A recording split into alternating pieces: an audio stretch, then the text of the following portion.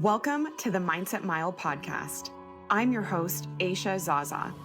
For the next 30 days, we're going to learn to build better habits in health, fitness, relationships, business, and overall well-being by making small mindset shifts that make a big difference. Contrary to how it may seem, the path to any success is achieved by taking small, consistent action over time. Someday is not a day of the week, so the time to level up is now, because you were made for greatness. It'll be a marathon, not a sprint, and together we'll take it one step, 1 mile, one day at a time. Welcome to the Mindset Mile. You ready? Hey fam, how's it going? I hope you're great today.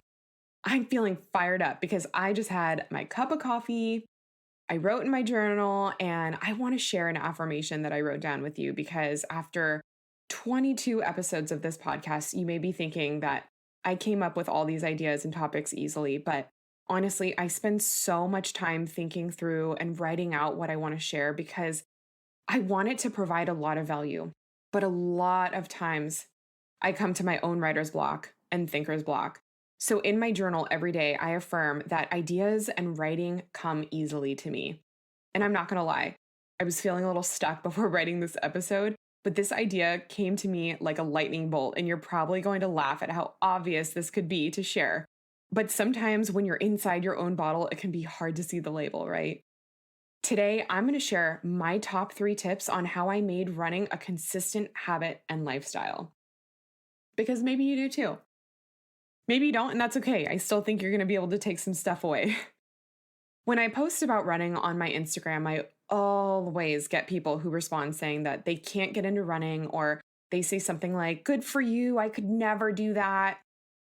You probably know my story by now, but in a nutshell, I've always been super into fitness, but never into running. I loathed it. I wasn't good at it. I loved the idea of running, but every time I declared, I'm going to start running, I'd go out for a day or two and not again for weeks. Or if I'm being honest, months. I could never get that runner's high that people talked about. I felt clunky and uncomfortable, and all I could think about was just how I was not a runner, and that's why I could never get into running. So when people come to me and I see they've put themselves into this "I'm not a runner" box, I know that this is just a story they're telling themselves, because I used to be one of those people. I feel inclined to share this with you today because by the time you're done listening to this, we'll have walked 23 intentional miles together. And that's almost a freaking marathon. A marathon is 26.2 miles. Look at that.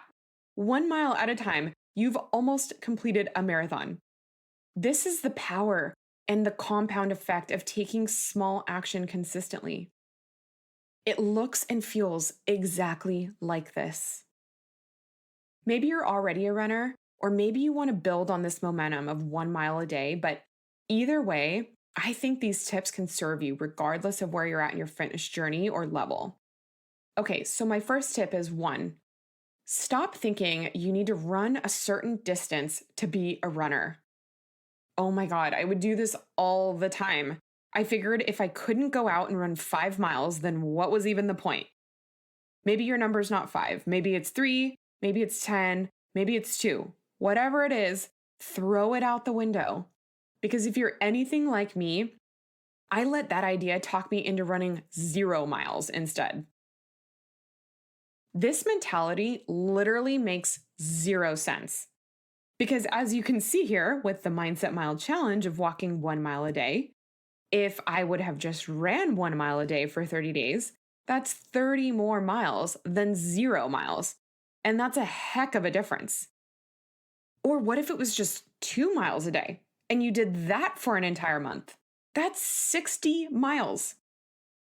I'm no mathematician, but 60 miles is for sure way more than 0 miles. Also, I need to interject with this quick thought. I just looked up at the clock after I finished this last sentence and it's 11:11. I love the number 11. And I know ones signify good jujus in numerology. So I'm taking it as a sign that this is something you needed to hear. When I stopped putting pressure on myself for not being able to run a certain distance and just focused on going out to run 2 miles a day about 3 times a week, I began to settle in and actually enjoy how I felt because I saw it as an accomplishment instead of never being enough. Over the course of a few weeks, I grew a super solid foundation, which allowed me to build on my 2 mile base. And I would incorporate one longer run a week, even if it was just by a mile. Eventually, it was 2 more miles, then 4 more miles. And then before I knew it, I was going out on a 10-mile run. You don't need to want to go on a 10-mile run or beyond a certain mileage if you don't want. But incorporating running into your life at any capacity will help you mentally, physically, and spiritually. When I ran, I felt most creative, empowered, happy, accomplished, grateful, and proud. A direct reflection of this showed up in my daily attitude, relationships, business, habits, and overall well-being. So stop underestimating the power of running a mile a day. Okay, so my second tip is 2. Track your runs, but turn off the mileage and pace prompts. I like to use the Strava app to track my activity, but what I mean by turn off the prompts is make sure Siri or whatever version of Siri is used in Strava is off so that you're not being notified when you hit the next mile and what your time and average pace is. Before I really got into running, I left this on by default, and it would discourage me more than it would encourage me because I always felt like my pace was so slow. Or if after a few runs, my time was going up instead of down, I would be like, WTF. Do you feel me on that? Turn off the prompts and just run. Pay attention to your breath and how you feel and what you're grateful for instead of your time. Because unless you're an elite athlete and train like one, your time literally does not matter. You don't need to compete against anyone else's pace or even your own.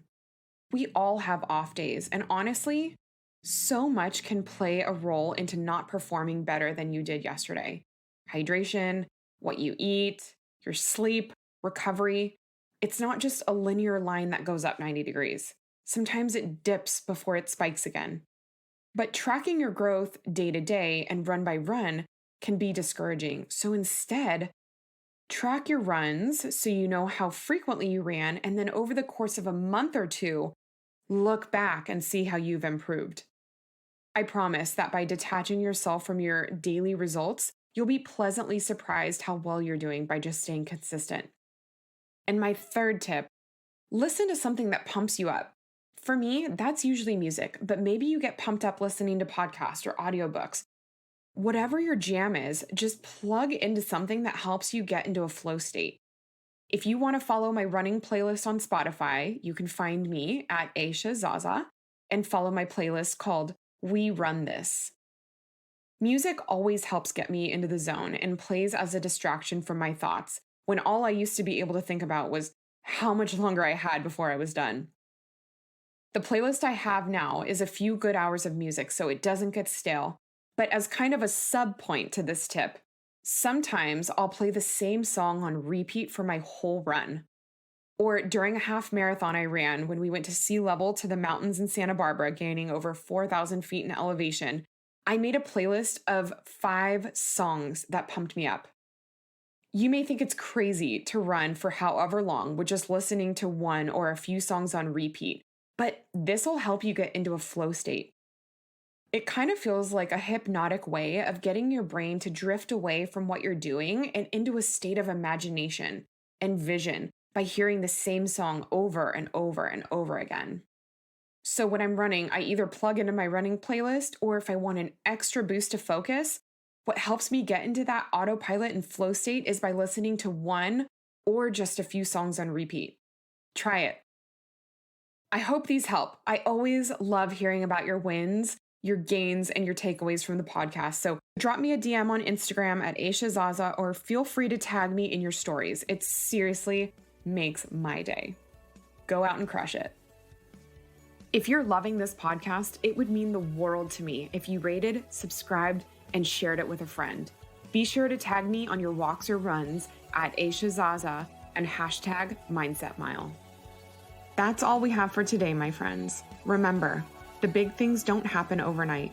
It's the small things done consistently that make the big things possible. You are capable and you are worthy. Make it a great day.